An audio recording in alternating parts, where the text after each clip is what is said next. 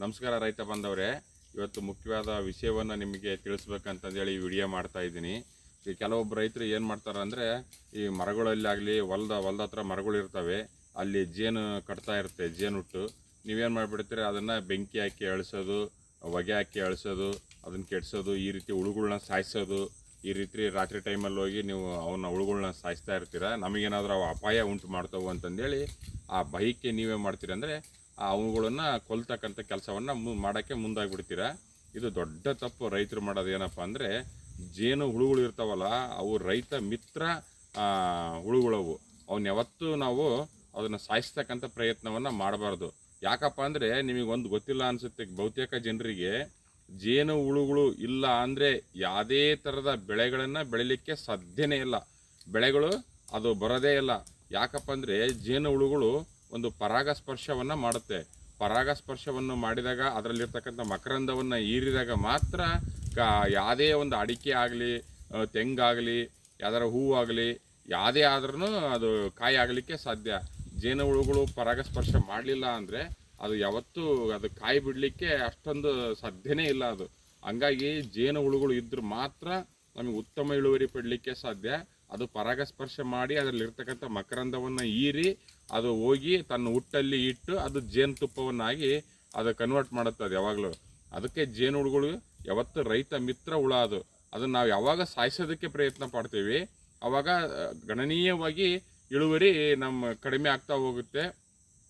ಅಡಿಕೆ ಮರ ಗಿಡಗಳಿರ್ಬೋದು, ತೆಂಗಿನ ಗಿಡ ಇದರಲ್ಲಿ ಗೊಂಚಲಿರ್ಬೋದು, ಅದು ಪರಾಗಸ್ಪರ್ಶ ಜೇನು ಹುಳುಗಳು ಬಂದು ಮಕರಂದವನ್ನು ಹೀರಲಿಲ್ಲ ಅಂದರೆ ಕಾಯೇ ಬಿಡಲ್ಲ.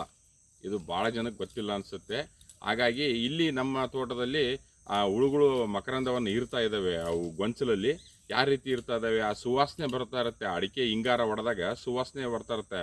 ಆ ಸುವಾಸನೆ ಅಟ್ರಾಕ್ಟ್ ಮಾಡಿ ಏನಾಗುತ್ತೆ ಅಂದರೆ ಹುಳುಗಳು ಬರ್ತವೆ, ಬಂದು ಅಲ್ಲಿ ಮಕರಂದವನ್ನು ಹೀರ್ಕೊಂಡು ಆ ಮಕರಂದವನ್ನು ತಗೊಂಡೋಗಿ ಹುಟ್ಟಲ್ಲಿ ಇಟ್ಟು ಕನ್ವರ್ಟ್ ಆಗಿ ಅದು ಜೇನುತುಪ್ಪವನ್ನಾಗಿ ಕನ್ವರ್ಟ್ ಮಾಡುತ್ತದು. ಇಲ್ಲಿ ಮಕರಂದವನ್ನು ಯಾವ ರೀತಿ ಇರ್ತದವು, ಯಾವಾಗಲೂ ಇದು ಭಾಳ ಒಳ್ಳೆ ಕೆಲಸ ರೈತರಿಗೆ. ಹುಳುಗಳು ಬರ್ರಿ ಯಾವ ರೀತಿ ಮಕರಂದವನ್ನು ಇರ್ತದವು ಅಂತ ನೋಡೋಣ ವಿಡಿಯೋದಲ್ಲಿ. ನೋಡಿ, ಹಂಗೆ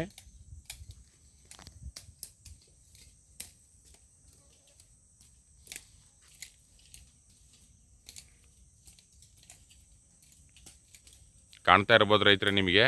ನೋಡಿ, ಜೇನು ಹುಳುಗಳು ಮಕರಂದವನ್ನು ಹೀರ್ತಾ ಇದ್ದಾವೆ. ಇದು ಭಾಳ ಒಳ್ಳೆಯ ಕೆಲಸ ಇದು. ಈ ರೀತಿ ಮಕರಂದವನ್ನು ಹೀರಿದ್ರೆ ಮಾತ್ರ ಅಡಿಕೆ ಕಾಯಿ ಬಿಡೋಕ್ಕೆ ಸಾಧ್ಯ. ಈ ರೀತಿ ಜೇನು ಹುಳುಗಳು ಮಕರಂದವನ್ನು ಹೀರಲಿಲ್ಲ ಅಂದರೆ ಯಾವುದೇ ಕಾರಣಕ್ಕೂ ನಿಮ್ಮ ಅಡಿಕೆ ತೋಟದಲ್ಲಿ ಅಡಿಕೆ ಕಾಯಿ ಬಿಡ್ಲಿಕ್ಕೆ ಸಾಧ್ಯನೇ ಇಲ್ಲ. ಇದು ನೀವೆಲ್ಲ ರೈತರು ಸ್ಪಷ್ಟವಾಗಿ ತಿಳ್ಕೊಬೇಕು.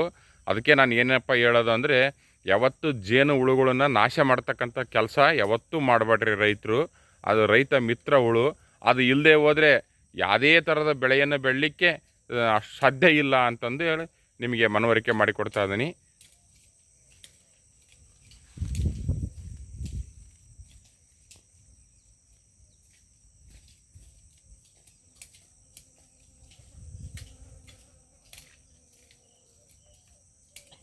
ನೋಡಿರಿ, ಇದು ಬೆಳಗಿನ ಸಮಯದಲ್ಲೇ ಬಂದು ಅದು ಮಕರಂದವನ್ನು ಅದ್ರದ್ದು ಕೆಲಸ ಏನಿದೆಯಲ್ಲ ಆ ಕೆಲಸವನ್ನು ಮಾಡಿಕೊಂಡು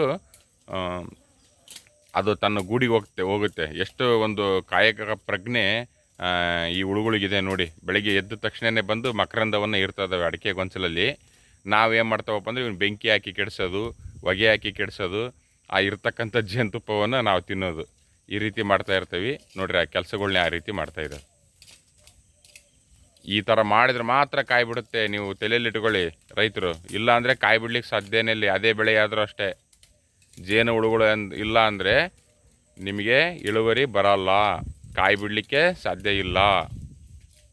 ಜೇನು ನೊಣಗಳನ್ನು ಕಾಪಾಡ್ತಕ್ಕಂಥ ಕೆಲಸ ಮಾಡಬೇಕು ರೈತರು, ನಾಶ ಮಾಡಬಾರದು. ಒಳ್ಳೆಯದಾಗಲಿ. ನಮಸ್ಕಾರ.